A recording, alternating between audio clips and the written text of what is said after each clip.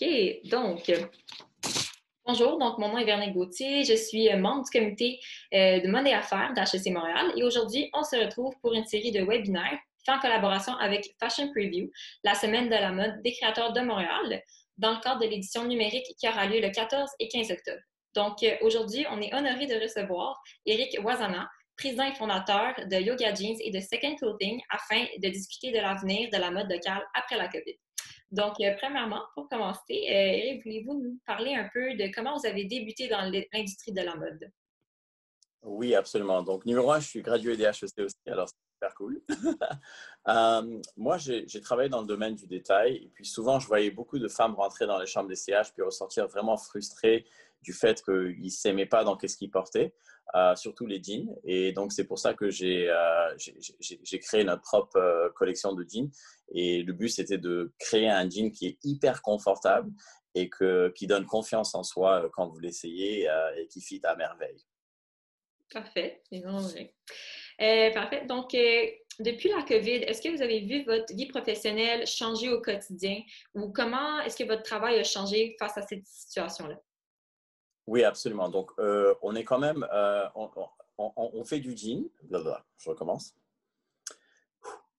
Donc, on est manufacturier de jeans ici à Montréal et en Beauce à Québec. Et depuis que la COVID a frappé, on avait comme un gros atout, c'est une capacité manufacturière locale qui est quand même assez incroyable.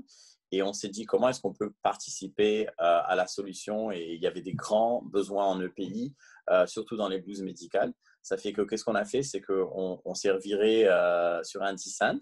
Et puis, on a converti toute notre manufacture pour faire des blouses médicales.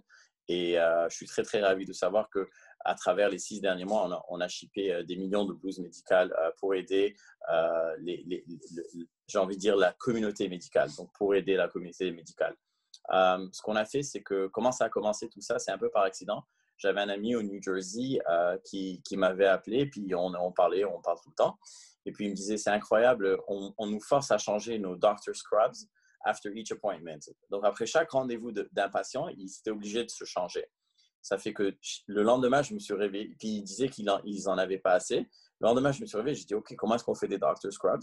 Ça fait qu'on a repris toute notre manufacture, puis on a commencé à faire des vêtements pour les docteurs. Et puis, de fil en aiguille, on s'est retrouvé à faire des blouses médicales. Et tout ça, c'est grâce au fait qu'on a quand même une belle entreprise avec beaucoup de personnes à l'intérieur. Puis on a vraiment innové dans la manière de réfléchir, dans la manière de faire les vêtements. Je pense que ce COVID a fait en particulier, c'est vraiment, vraiment, elle vous force à repenser votre business et voir c'est quoi vos atouts, c'est quoi vos faiblesses, comment est-ce que vous pouvez vous réinventer dans une situation comme ça. Pour nous, c'est une bouée. Ben, c'est un peu long comme réponse, non? Non, non, c'est bon, ça va, ça va. Hmm? Oui, c'est bon, continue. Ouais. Donc, pour nous, c'était quand la COVID est arrivée. Pour nous, quand la COVID est arrivée, on s'est dit comment est-ce qu'on va garder nos ouvriers en train de travailler et ne pas les mettre au chômage et garder le plus de monde et notre capital humain sain, mais aussi en fonction. Donc, ce qu'on a fait, c'est qu'on a innové, puis on a collaboré avec Autoliv, qui est un airbag manufacturer le plus grand au monde. Et on a collaboré pour faire un tissu pour faire des blouses médicales. Et comment ça a marché? C'est qu'au début, on a cherché des tissus, puis on arrivait à en trouver, mais il y avait pas assez de tissus en quantité industrielle pour les besoins qu'il y avait dans la communauté médicale. Ça fait qu'on a collaboré avec eux pour justement faire notre propre tissu pour les blouses médicales. Et ça fait depuis début avril qu'on a commencé à faire de la production pour cela. Wow, c'est quand même vraiment bien. C'est sûr que quand la demande, faut remédier à la demande. Donc, je pense que vous avez bien fait de commencer à faire des blouses médicales si on en avait besoin. Je pense que c'est vraiment bon. Aussi, ben, en fait, vous avez un peu répondu, mais est-ce que vous avez trouvé ça difficile de vous adapter ou c'était plutôt simple, facile? Absolument. Donc, il faut réaliser que dans chaque entreprise manufacturière, il y a une grosse résistance au changement.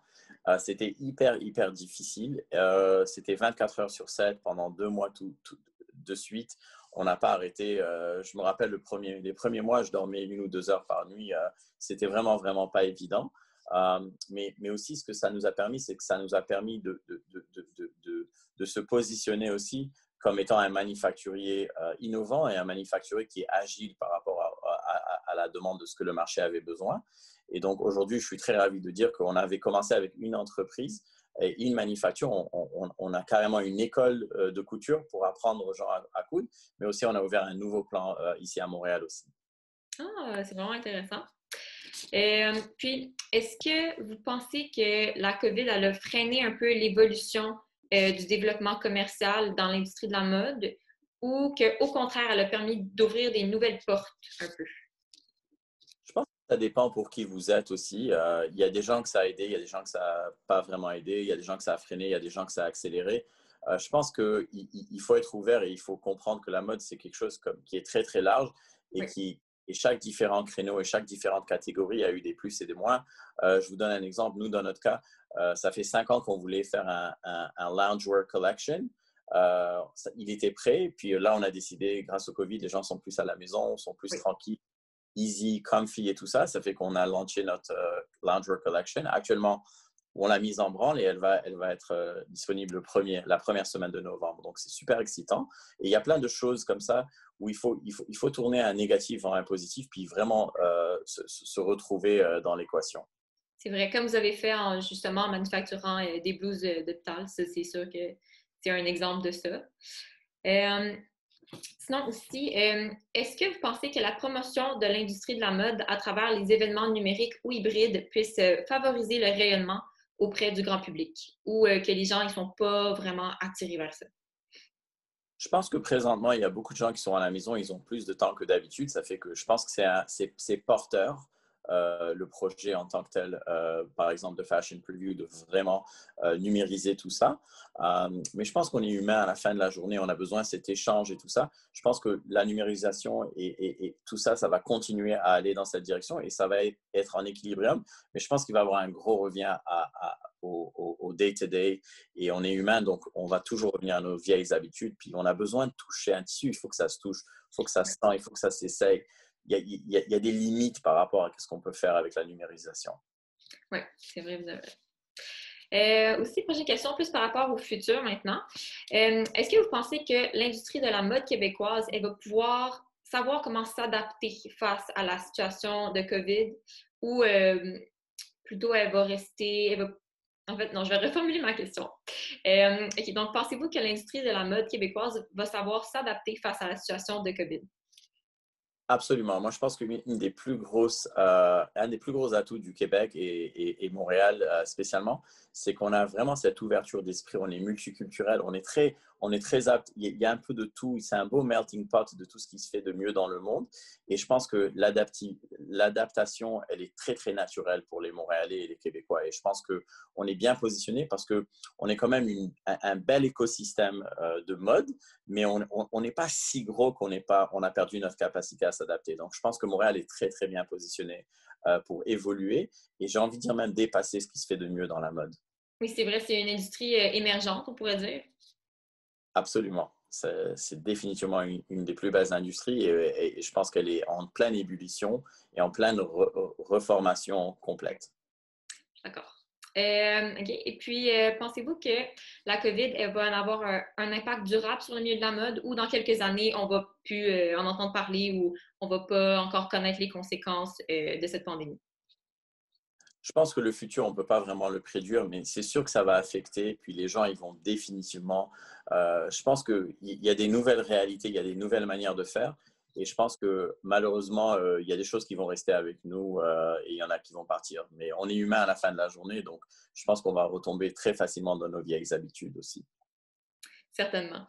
Euh, Puis aussi, est-ce que vous avez des conseils pour la future génération de créateurs ou d'entrepreneurs en mode qui débutent dans l'industrie en ce moment, dans une période de pandémie, qui ne savent pas trop comment se positionner face à ça?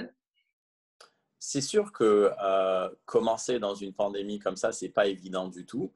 Mais il y a un positif de tout ça, c'est que quand vous commencez, quand tout est flatline, puis tout est à zéro, there's just one way up, you know? So, je sais pas, c'est comme un petit peu optimiste, puis c'est pas une mauvaise chose de commencer quand tout est au plus bas de tout. Mais en même temps, ça sert beaucoup de travailler chez quelqu'un et apprendre tout ce qu'il faut avant de se lancer en affaires, c'est sûr. Exactement. Puis aussi, pour finir, qu'est-ce que vous avez retenu de cette situation-là, de la pandémie? C'est quoi, mettons, votre plus gros conseil ou qu'est-ce que vous avez appris de cette situation? Il faut jamais lâcher, il faut constamment continuer, il faut toujours pas oublier que quand une porte se ferme, il y en a toujours une autre qui s'ouvre. Donc, c'est vraiment de rester positif et de rester alerte et avoir les yeux et les oreilles grandes ouvertes pour vraiment voir où d'autres opportunités pourraient être. Oui, c'est vrai. Puis, non, c'est ça. J'espère que pour vrai, l'industrie de la mode, elle va savoir s'adapter dans le futur, puis qu'on puisse continuer dans la bonne direction. Fait que c'est ça. Donc, je pense que si ça finit pas mal les sujets qu'on voulait toucher aujourd'hui. Donc, je veux vraiment vous remercier de votre présence. Puis, ben là, en fait, je vais enlever le recording. Je vais juste finir. Puis après ça, je vais arrêter le recording. Puis on pourra, Oui, dire au revoir. c'est quelque chose que Oui. peut-être après tu peux edit qui pourrait être un added value pour toi. Ouais. Le truc de la mode, c'est que c'est quelque chose qui est en constant flux. C'est constamment en train d'évoluer. Et donc, je pense que la mode et les gens qui travaillent en mode, ils ont l'habitude au changement et ils veulent créer, ils veulent innover et ils veulent trouver qu'est-ce qu'il y a de next. Parce que c'est toujours comme, on est là aujourd'hui, mais c'est où qu'on s'en va dans 6 mois, 1 an. Donc, je pense qu'on est dans l'écosystème en tant que tel, on est bien placé pour pouvoir bien évoluer à travers une pandémie et à travers le futur qui arrive aussi. Oui, c'est vrai, je suis d'accord. Puis aussi, l'industrie de la mode, comme vous l'avez dit, ça change tout le temps. En ce moment, il y a plein de nouvelles choses qui émergent. Puis je pense que en même temps, la situation est vraiment négative, mais on peut profiter de la situation pour peut-être take a step back, puis s'enligner vers une nouvelle direction, je dirais. Absolument. Je pense que c'est ça vraiment le ethos of Yoga Jeans, c'est de vraiment s'aimer et se retrouver, puis se réaligner mind, body and soul vers le futur. Donc, ça va vraiment bien avec notre ADN aussi. Ah, parfait. Ouais, je suis d'accord. Puis, non, j'ai hâte de voir qu'est-ce que les industries vont pouvoir faire dans le futur, puis où ça va mener pour vrai. Ouais.